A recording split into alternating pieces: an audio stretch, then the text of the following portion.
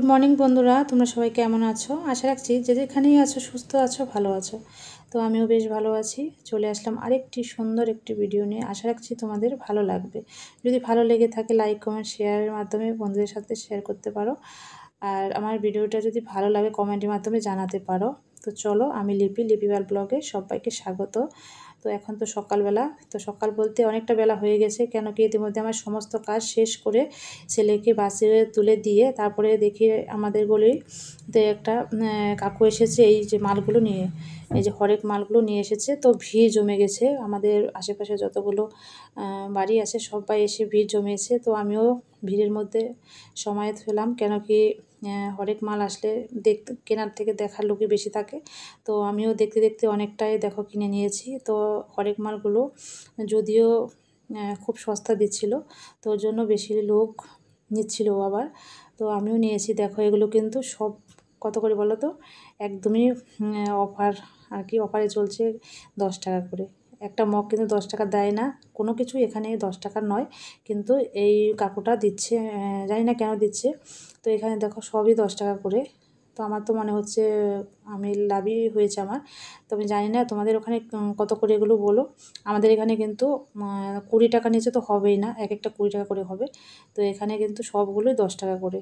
তো ঠকেছি না জিতেছি আমি জানি না, কিন্তু সবাই নিচ্ছিল। আর আমারও মনে হলো যে এই যে গামলা, ছোট ঝুড়ি, ঢাকনা, মগ যতগুলোই হলো না কেন সব কিন্তু 10 টাকা করে দিবে না অন্যান্য দোকানে। আমি দেখেছি আরও হরেক মাল আসে, একটা মগের দাম কমসে কম 15 টাকা থেকে 20 টাকা হয়, এটা 10 টাকা দিয়েছে, অনেক বড়ই মগটা। আর এদিকে দেখো বাটিগুলো, আর যে কেক বা হাঁড়ি পাতিল বসানোর জন্য রিংটা হয়, ওটাও কিন্তু 10 টাকা। কিন্তু আমি এর আগে এনেছিলাম ওটা 20 টাকা বা 30 টাকা দিয়ে। তো যাই হোক, শোকেছি না জিতেছি, তোমরা কমেন্টের মাধ্যমে জানিও তোমাদের ওখানে কত দাম হয় এগুলোর। তো আমাদের এখানে বেশি দামই হয়, এটাই শুধু সস্তা পেয়েছি, ওর জন্য নিয়েছি। তো বন্ধুরা দেখো, আমি রান্না করে চলে এসেছি, এবারে রান্না করব। তো রান্না করব হচ্ছে চিকেন কষা। তো চিকেন নিয়ে এসেছি বাজার থেকে। তো আর এদিকে দেখো রান্না করে কি হাল, সকালবেলা ব্রেকফাস্ট বানিয়েছি, তার কোনো কিছুই ধোয়া মাজা হয়নি। তো এবারে সব কিছু ধুয়ে তারপরে চিকেনটাও ধুয়ে নেব একবারে, তারপরে রান্নাটা চাপিয়ে দেব। চিকেনগুলো দেখো ঢেলে নিচ্ছি। চিকেনটা তো ঢেলে আজকে তোমাদের সাথে চিকেন একটু নিয়ে কথা এসেছি, বলছিলাম, আর কেন কি বাড়িতে কালকে একটু ভিডিও মাছ দিতে আগেই পারিনি, আছে তাই ফ্রিজে। বলছিলাম যে আজকে ভিডিও দিতে পারবো তোমাদের, সেটাই বলছিলাম। তো এবারে চিকেনটা ভালো করে ধুয়ে নিব। আর রান্না করে যে হাল দেখলে,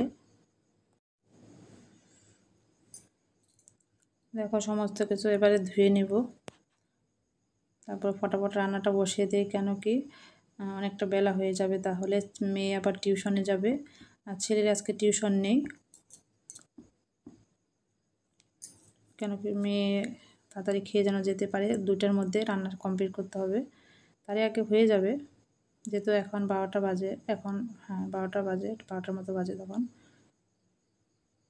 রান্নাঘরটা আগে পরিষ্কার করে নিচ্ছি।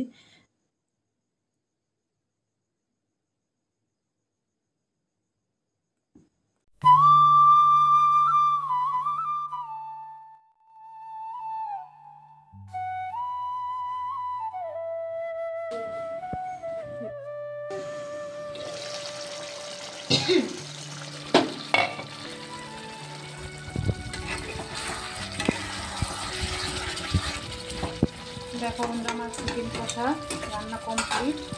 এবারে ঘি দিয়ে দিয়েছি, এবারে দেবো একটু গরম মশলা, তাহলে হয়ে যাবে আমার চিকেন কষা। এবারে বন্ধ করে আর একটু ঢেকে দেবো, মাছ হয়ে গেলে এবার নামিয়ে নেব।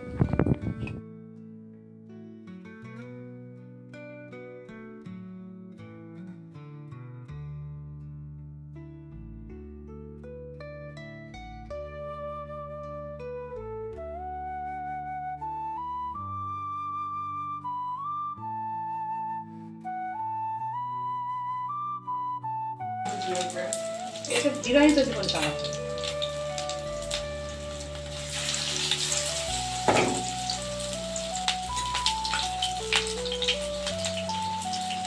বন্ধুরা বানাচ্ছি, দেখো কি বানাচ্ছি বলো তো, লেটটা মাছের টক।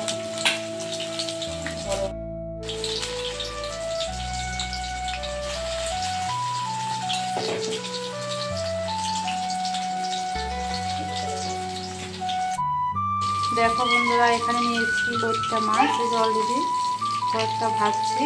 আর এখানে যে ব্যাটার বানিয়েছি একদম ঘরোয়া পদ্ধতিতে। এখানে আদা, রসুন, পেঁয়াজ, লঙ্কা আর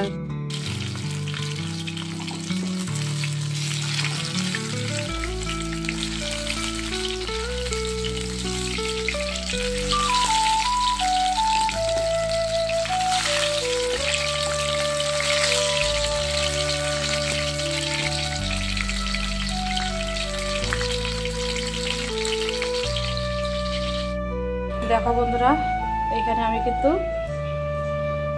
লইট্টা মাছটা এরকম করে চিড়ে নিয়েছি। তারপরে কি করব, এটাতে লেবু দিয়ে দেব, লেবুর রস একটু চিপিয়ে দেব। এটা একদমই আমার নিজের রেসিপি, কেন কি আমি জানি না, আমি দেখেছি এরকম করে পকোড়া খাওয়া যায়, কী কী দিতে হয় সেটা জানি না। তো লেবুটা দিলে মনে হয় এটা যে গন্ধ সেটা মনে হয় বের হয়ে যাবে। কিছুটা এখানে ভাজা হয়ে গেছে, খাওয়া হয়ে গেছে অনেকটা। চলো, এখানে তেল দিয়েছি। আর এখানটা আগে যে 3টা করেছি লেবু দেয়নি, তো আমার মনে হলো একটু লেবু দিলে ভালো হয় আরও। আর এই যে ব্যাটার তো কড়াই আছে, এই যে দেখলে আরও ভেজেছি আগে, তো এটা বাকি আছে, এটা ব্যাটারে দিবে, আর বাদ বাকিগুলো সব ভিজে নেবে। এই যেরকম করে এইখানে তো বলে দিয়েছি কী কী আছে। তো একদম আমরা যেরকম অন্যান্য পকোড়া বানাই ওরকমই করে দিয়েছি, কারণ আমি কিন্তু কর্নফ্লাওয়ার দিইনি, কর্নফ্লাওয়ার ছাড়া দিয়ে তেলের মধ্যে দিয়ে দেবো। হ্যাঁ, এরকম করে তেলের মধ্যে ছেড়ে দেবো, তবে কম আঁচে ভাজতে হবে, তাহলে ভিতরে কিন্তু কাঁচা থেকে যাবে। যেহেতু ব্যাটারটা একটু মোটা করেছি, একটু কম আঁচে ভাজতে হবে।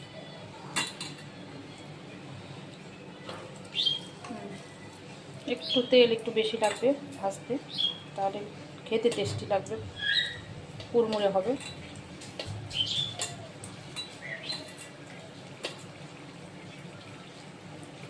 আমার কর্নফ্লাওয়ার নেই, তো আমার যেহেতু মাছ ঘরে আছে, কর্নফ্লাওয়ার নেই, তো কী হয়েছে, তো কর্নফ্লাওয়ারের বিপরীতে আমি চালের গুঁড়ো আর বেসন দিয়েছি।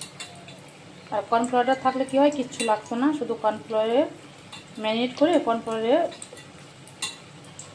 ডিপ করে আর কি ভাজা যেত, কিন্তু আমার তো ওটা নেই, এই জন্য আমি বেসন দিয়েই করে নিচ্ছি। তো বেসনেরটা ভালো হয়, খারাপ হচ্ছে না।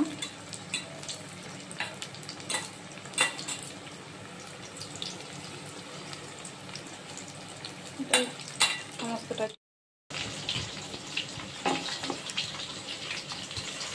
আমার এক পাশে হয়ে গেছে। এবারে আস্তে আস্তে উল্টে দিই, কেন মাছগুলো খুব নরম হয়, তো ওই জন্য সাবধানে উল্টে পাল্টে দিতে হবে।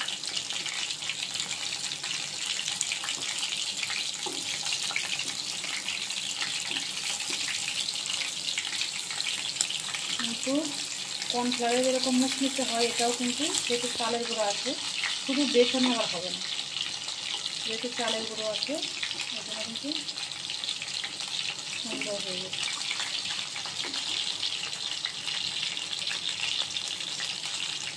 একটু হোক, তারপরে